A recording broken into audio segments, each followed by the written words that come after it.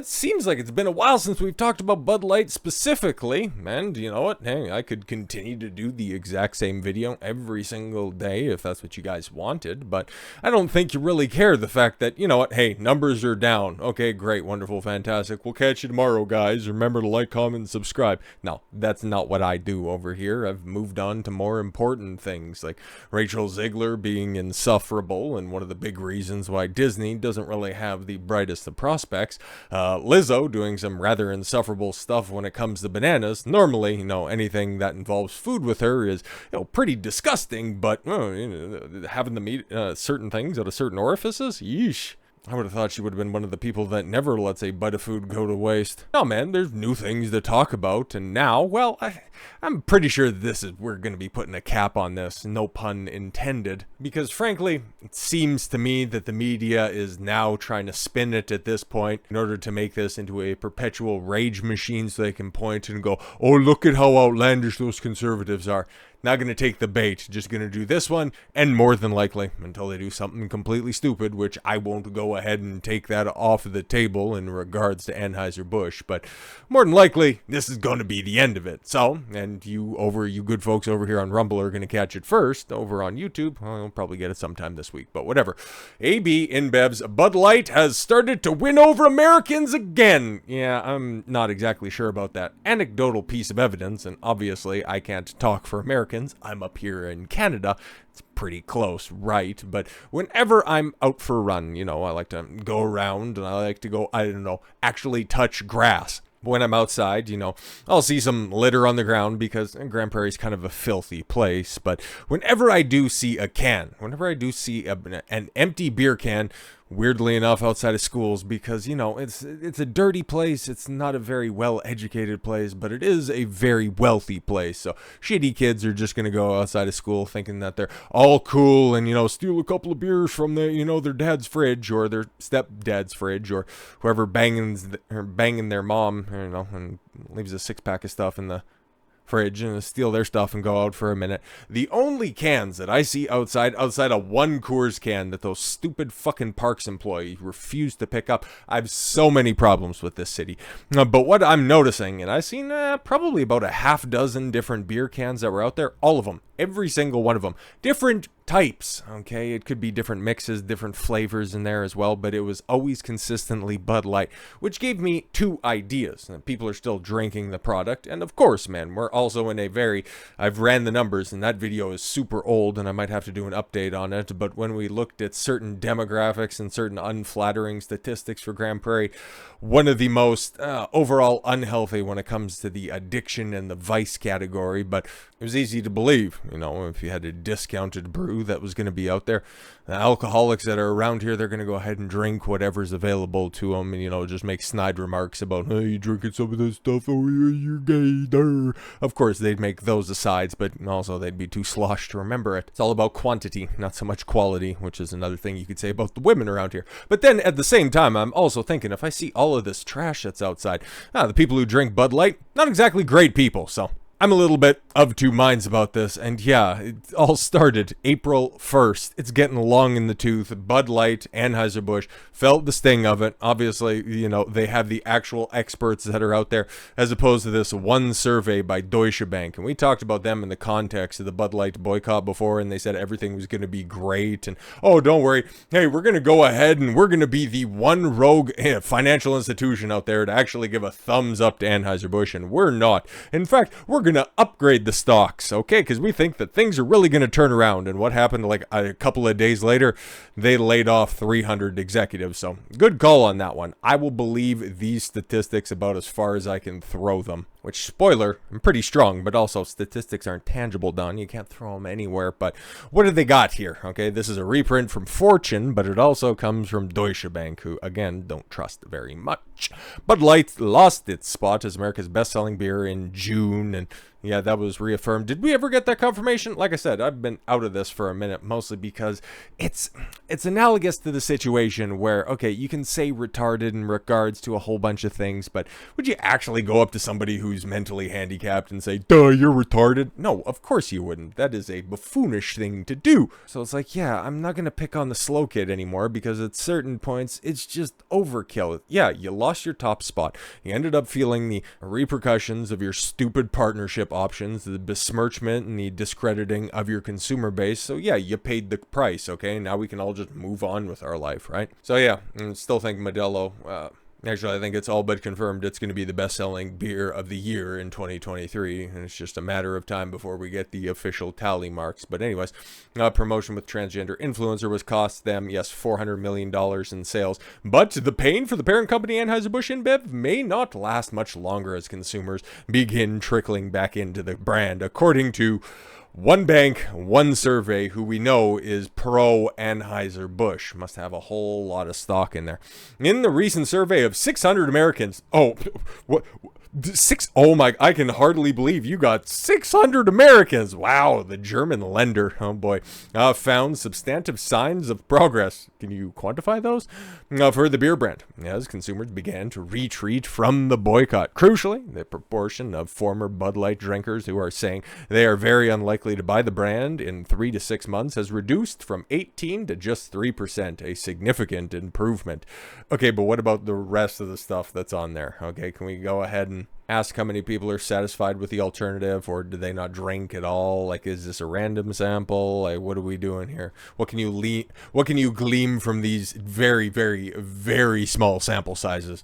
The bank, which periodically publishes consumer insight surveys on large companies, including Belgian brewer AB InBev, noted that the change in attitude was especially noticeable among those over the age of 55. Exactly. You know, normally the demographic that these large companies want to target, that's why their target demographic is 18 to 40. Wait a minute. It's just, you know what? Hey, boomers still have taste too, and they can remember back in the day when Bud Light was just simply referred to as being a sissy beer, not promoted by sissies. So they have brand loyalty, as well as consumers making less than $25,000 a year. So you got the old folks who don't even know about alternatives and chronic alcoholics. Good stuff. It also found that 19% of beer drinkers were no longer willing to buy the brand. Yeah, so, an improvement from 21% at the same time. So this is basically, it's like, yeah, the people that aren't drinking it aren't going to be drinking it. The people who were like, yeah, I don't want to drink it out right now in public while we're out in festivals.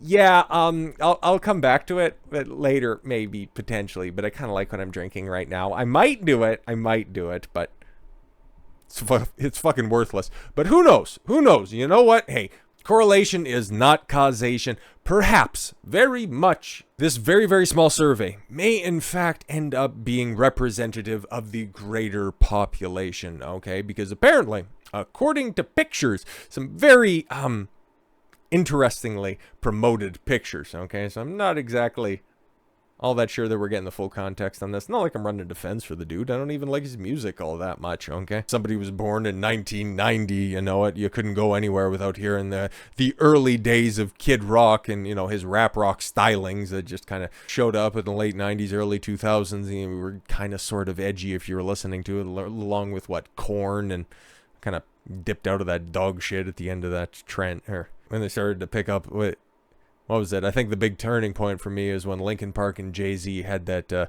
Best of Both Worlds Collision album, whatever the hell.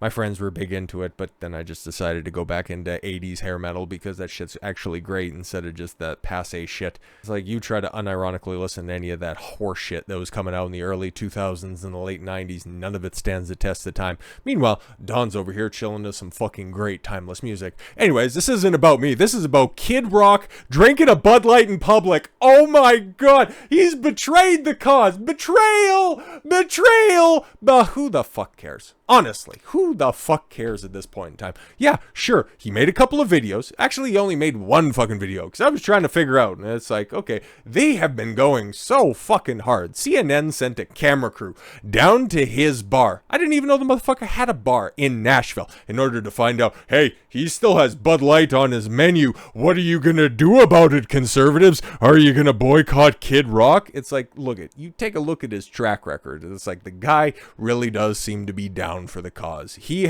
was repping Trump back when it wasn't cool, okay? And yeah, he was at a concert. He had a can of Bud Light in his hands. He was drinking it. Oh my God. Oh, why aren't you just holding the line on this? Outside of the one video, did he ever say he was going to remove Bud Light products from his bar? If he did, I don't remember it. Nobody really does. John Rich said he was going to. Did he still? I don't know. No camera crews went down to those locations in order to figure that out. Travis Tritt had it removed from his rider while he's out on tour. Okay, great.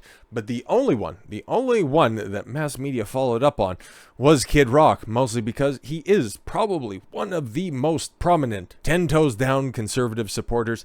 Kind of think it's a hit job. Did he drink the beer? Okay, wonderful, fantastic. I frankly don't care. That's why I said at the beginning of this just really seems like the media trying to push this a little bit harder because the Bud Light stuff was getting really good clicks back at the height of this stuff in like May and June. Like, I can go ahead and show you guys my analytics if you want truth on that. But when my personal videos were getting like 5, 6, 10, 18,000 views, it's like, yeah, you knew exactly what time it was. But the media, yeah, no, like I said, I do research for my stuff every single day, and I go and check, and it's like, oh, what's Bud Light up to? It's just force of habit at this point in time, given the fact that it was like a big 4-month chunk out of the year. And it's like, yeah, they continue to just shit out these little sort of attached to the Bud Light stuff. Oh, something else is getting Bud Lighted today. And it's like, you guys want this perpetual outrage machine. You guys want the easy clicks because you're all fucking lazy. So let's see what Kid Rock is doing, and let's set this down for a second, because okay, the person that they use to have the embedded tweet, embedded X, I don't know, embedded post or whatever, you have Ben Collins here. And who the fuck is Ben Collins? Senior reporter, Dystopia Beat for NBC News. NBC News, huh? Interesting. And then also using a TMZ post who first got the exclusive that Kid Rock is up there in a skybox and he has a can of Bud Light in his hands. It's like, okay, he was up there at a Colt Ford show in Nashville, Tennessee. Okay, fantastic. You caught him red-handed, guys. Was this the case where Kid Rock, made the concerted effort to go, no, hey guys, I want a Bud Light, but you gotta keep it on the down low, so if you could just go ahead and pour it into a mug or something, that'd be great.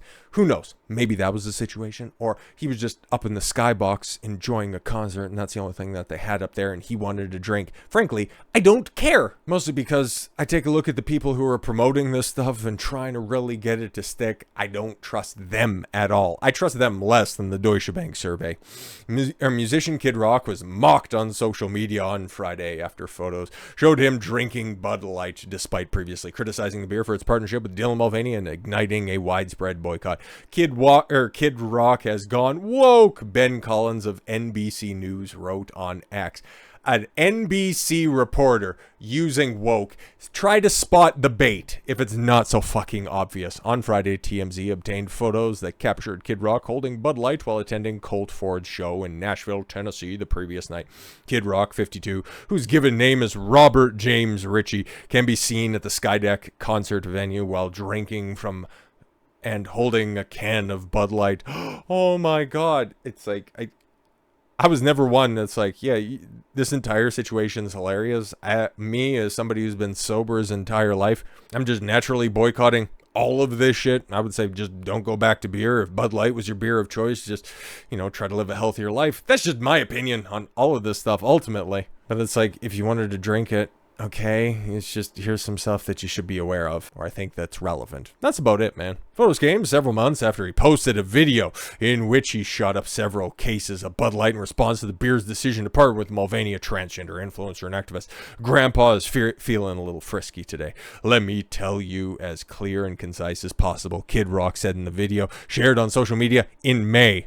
And it's August, and you're trying to get this big gotcha on him. Fuck Bud Light and fuck Anheuser Busch. The video garnered widespread responses on social media and even prompted by model Brie Teresi to recreate the video herself. Yeah, of course, because chicks can't think of anything unique for themselves, and they'll probably just put on a bikini and do the exact same thing. I don't know who Brie Teresi is. I haven't seen the video, or maybe I have, and it's just one of those 1,000 thoughts to just go ahead and try to get some male conservative attention because that trad cons and trad cucks are fucking thirsty. So yeah, man, I just see this as just outrage bait of the highest accord. And you know what? As somebody who's been following this and many other outrageous situations this entire year, I'm not biting. If he wants to go ahead and enjoy a Bud Light, fantastic. You do you. They felt the repercussions of the backlash, and they still are on a continuing basis. And until they do a formal or a proper apology to their former consumers, they're just going to continue to feel the repercussions, for as much as Deutsche Bank is trying to run Baghdad Bob interference for them, going, everything's fine, just come back and drink the beer, you bigots. I'm sure for Labor Day they're going to have a big old push, and maybe, like I said, this might be the penultimate video, but for the ultimate video, it'll probably end up being something to do with Labor Day and their next big disaster on the horizon. So with all that said, thank you all very much for the gift of your time. I've been Don Consuelo. I want you to follow your gut and get after it. Take care, everyone.